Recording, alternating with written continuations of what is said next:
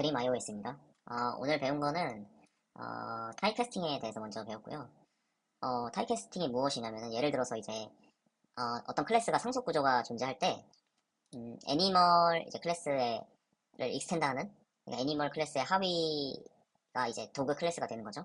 이런 상속 구조가 존재할 때 업캐스팅과 다운캐스팅을 할 수 있는데요. 예를 들어서 이제 도그 클래스를 통해서 도그 인스턴스를 생성을 하고 그리고 애니멀이라는 상수의 도그 인스턴스를 애니멀로 캐스팅하는 거죠.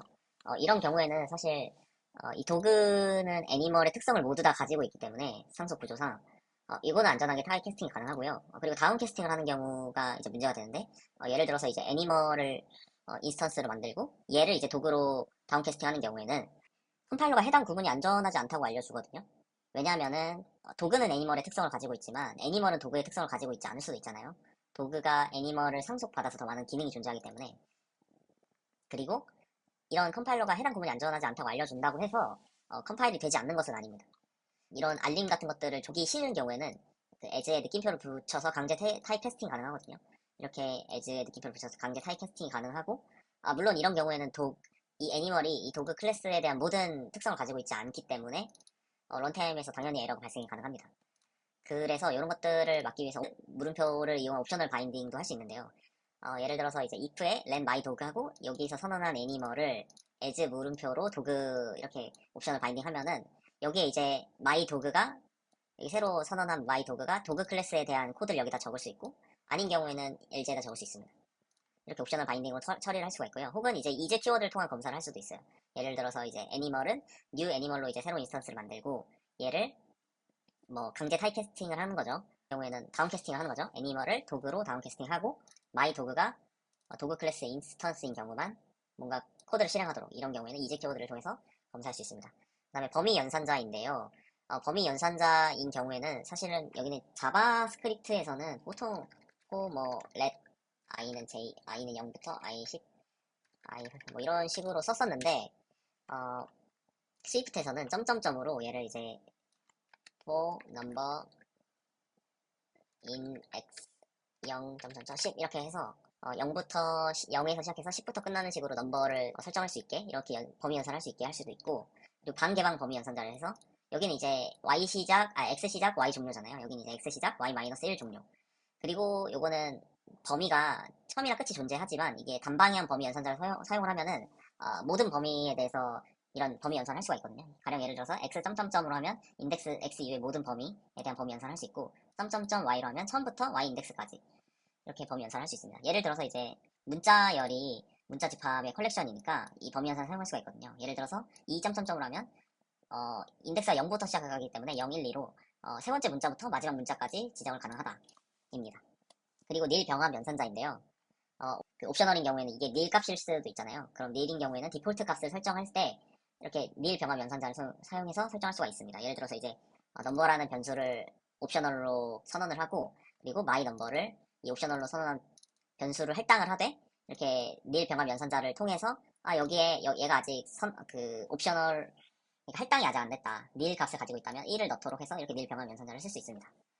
요거는 참고로 자바스크립트에도 존재하는 문법입니다. 자바스크립트에서도 a는 my number 하고 이런 식으로 어, 널 병합을 할 수 있어요. 그리고 제어 흐름입니다. 제어 흐름은 위에서 보여드렸다시피 for-in으로 할 수 있고 이때는 컬렉션을 사용할 수도 있고 범위를 사용할 수도 있거든요. 이렇게 점점점으로 이렇게 컬렉션을 사용하는 경우에는 각 컬렉션의 요소가 들어오고 그리고 범위를 하는 경우에는 이 넘버가 5에서 8이 되는 겁니다. 그리고 이게 굳이 이런 넘버를 선언할 필요가 없을 때가 있잖아요. 이럴 때는 밑줄 문자를 이용하면은 아예 따로 선언이 이 현재 항목에 대한 참조를 따로 저장하지 않습니다. 이렇게 for-in으로 반복 제어를 할 수도 있는데 while을 통해서도 제어를 할 수 있잖아요. 그러니까 정확히 몇 번 이 코드가 실행될지 정해지지 않은 경우에 while을 사용할 수 있고 그리고 이 while의 경우에는 이렇게 조건이 들어가요. 조건이 들어가고 이 조건에 맞는 경우 실행될 코드를 정할 수 있는데 얘는 조건을 먼저 탐색하고 실행될 코드가 정해지는 반면에 repeat while 구문은 먼저 실행이 되고 이후에 이렇게 하고 while x 10 이렇게 하면은 먼저 실행이 되고 그 다음에 이후에 얘가 추가로 실행될지를 조건을 검사하는 코드를 만들 수 있습니다. 얘는 이제 다른 언어의 do while과 동일하다고 보시면 됩니다. 그리고 당연히 반복 제어이기 때문에 브레이크랑 컨티뉴가 존재를 하고요.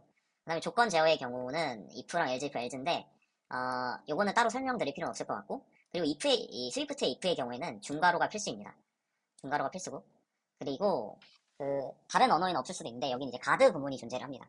가드는 이제 간단히 설명드리면 뭐 펄스일 때 실행될 else 구문을 포함해서 얼리 리턴을 할 수 있는 그런 구문이거든요. 그리고 요런 이 else 구문 안에는 이런 함수나 반복문을 종료할 수 있는 return, continue, break가 반드시 포함이 되어야 합니다. 가령 예를 들어서 넘버라는 상수를 선언을 하고 가드 구문을 하는 거예요. 가드 구문은 넘버가 10 미만일 때만 진행을 하고 싶은 거죠. 그래서 가드 구문을 추가를 합니다. 추가를 하고 마이 넘버는 넘버를 받고, 그리고 마이 넘버가 10보다 작을 때만 진행을 하도록 하고, 그렇지 않은 경우에는 이렇게 프린트로 10보다 크거나 같다는, 마이 넘버가 10보다 크거나 같다는 에러를 찍고 얼리 리턴 합니다. 그러면은 이런 구문을 통해서 이제 10이 10보다 작은 미만인 경우에만 요 아래 코드를 진행할 수가 있는 거죠.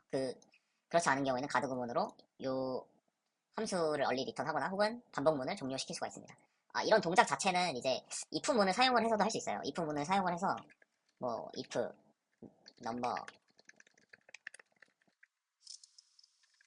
10인 경우에는 리턴 이렇게 해서 얼리 리턴 할 수도 있거든요. 근데 이제 이렇게 가드로 표시함으로써 이게 코드의 의미 전달이 더 좋아지는 것 같아요. 이게 이 if가 단순 조건문으로 쓰인 게 아니라 이 함수를 계속 진행할지 말지에 대한 표시가 있기 때문에 그런 의미 전달 측면에서 더 좋은 것 같습니다. 그리고 가드의 경우는 이전에 저희 if 옵셔널 바인딩 같은 경우에는 요 if가 보여드리면 이렇게 옵셔널 바인딩의 경우에는 요 마이 도그가 요 중괄호 안에서만 살아 있었잖아요.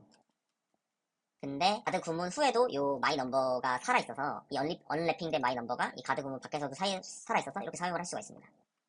네, 오늘 여기까지 하겠습니다.